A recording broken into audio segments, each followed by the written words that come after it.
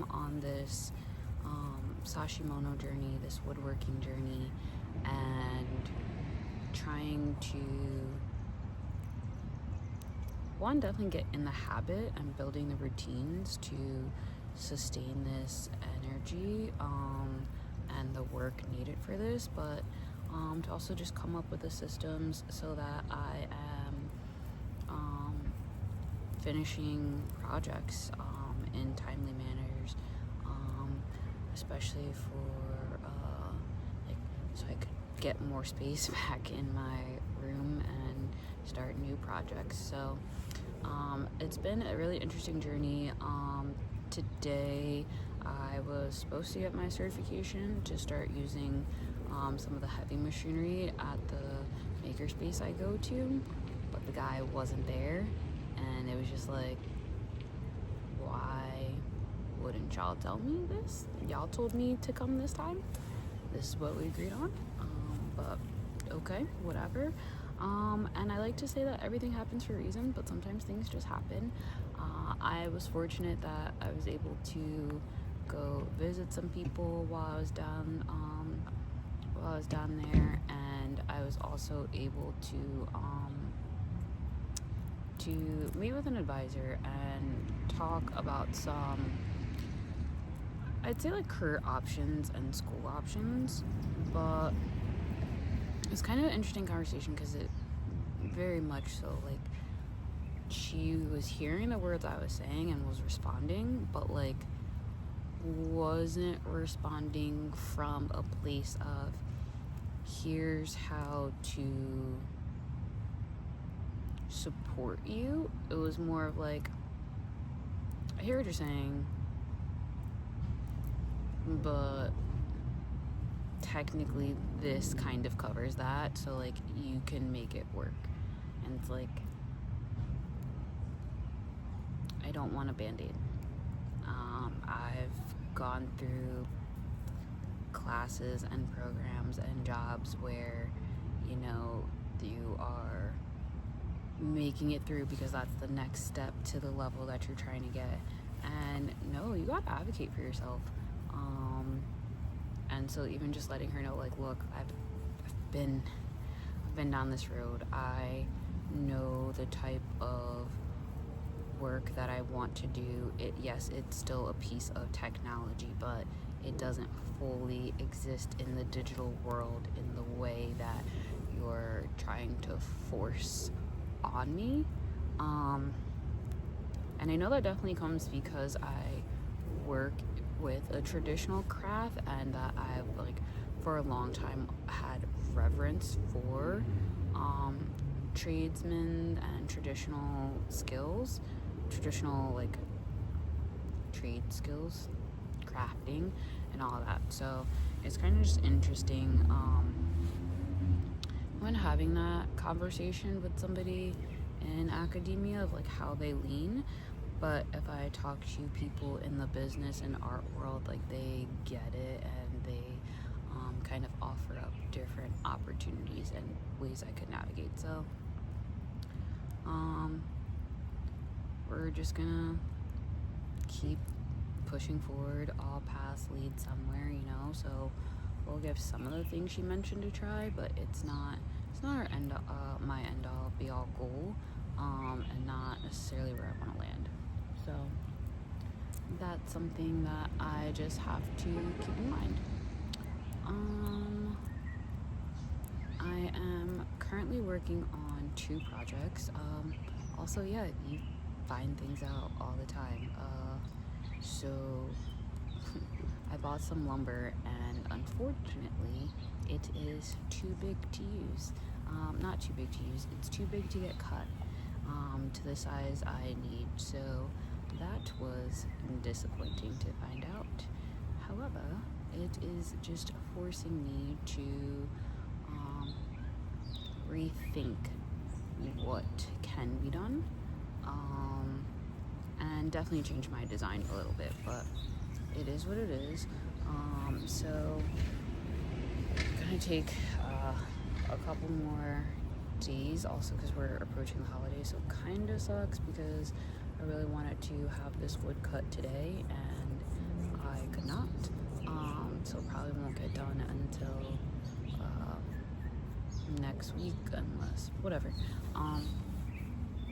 So it's forcing me to redesign one of the blueprints, which is cool, but yeah, it's a learning block that just have to figure out as I go throughout the process of what works and what doesn't work. So now I'll be more mindful of that.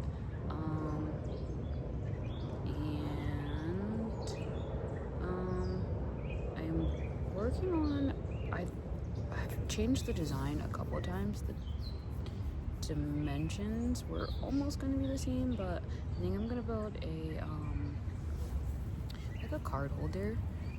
I really want to practice my bow ties, and I think it's too thin for a hidden dovetail, so I'm just gonna practice some square joints probably. If I could get a couple diagonal joints in there, that would also be lovely. But yeah, I'm gonna make like a tarot box, and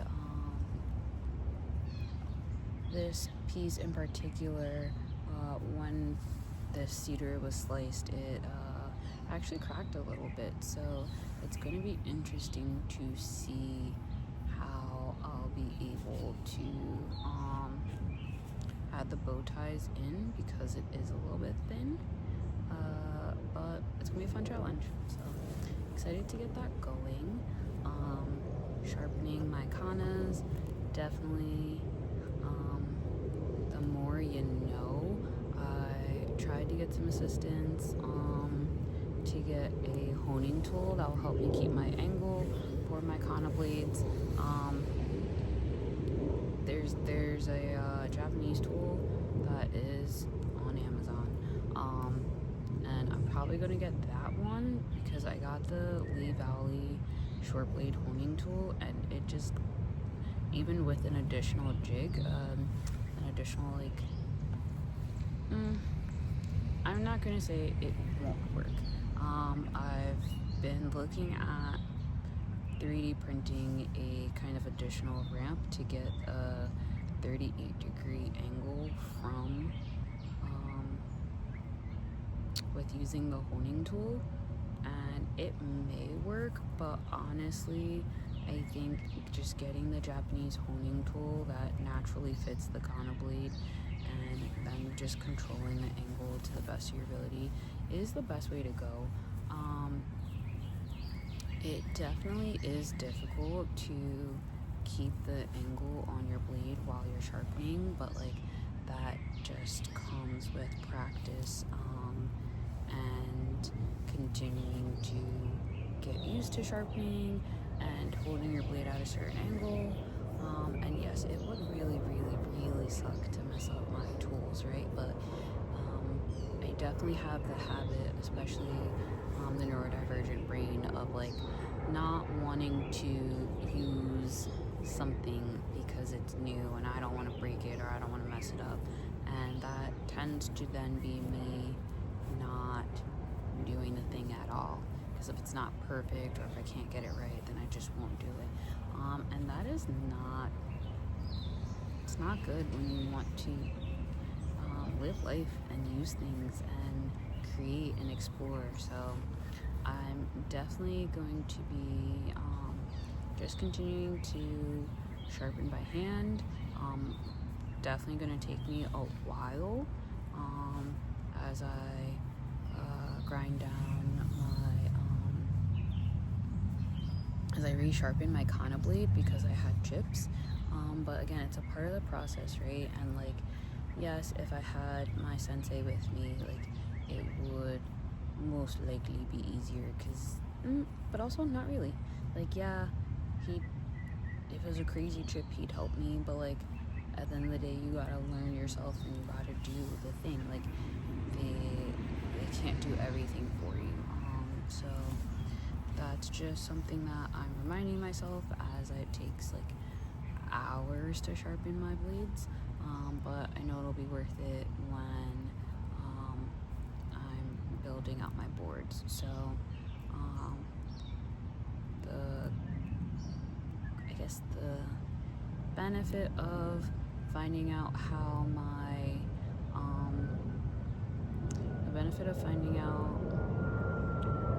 I can cut my boards, again, left me with a bit more time to determine some of the dimensions for some of my builds, but also being more intentional about what I'm building. So I've changed one of the designs a bit.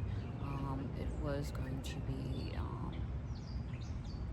like a different type of storage bin, a larger shelf, and I'll get back to that for sure because I really like that design, but I need thicker wood for that, and that's just a part of the process as well, right, of like knowing what these mosquitoes is tearing me up, knowing what can and can't be used, and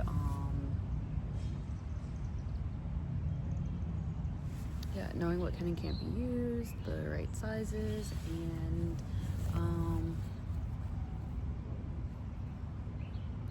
continue to just understand how the wood is going to work and flow. So like I said, this one's gonna be interesting because there is like a crack in this, but I've sealed it with some rice glue, so really happy about that. It's holding up tremendously, but then that also impacts the weight, right? So working and figuring out what the bow ties are going to be able to do in this and how that works out, it's going to be great. Practicing those joins, and yeah, I'm just gonna keep going. So I've got a couple of sketches working through Shaper 3D and just getting some additional models, because for client portfolios, right, like that is important. I have experience with AutoCAD back in the day, but I think that's kind of too much for what I'm doing right now, so hopefully Shaper 3D is helpful, but honestly it's just getting back into the math of it all, so making sure that it'll be strong enough to hold, it's a bookshelf, right, like it'll definitely be easier to determine the thickness of the wood and what's needed, so I'll do the calculations that way, and then yeah, I'll just do my best for what I've got now, and just trying to practice with Shaper 3D so that I can not only build my physical portfolio, but then the digital portfolio and how things look, so that when expressing with clients, dimensions, what the joins are going to look like, and how it all comes together in that way, I'll have this additional tool outside of my notebook to share. So definitely continuing to build upon the skills I have every single day, and do my best there, and I'll just keep going and just keep going until I figure it out. So thanks for watching this week's Sashimono update. I've got some videos coming out for my tool sharpening, and have some more project updates soon. So thanks for watching. Bye.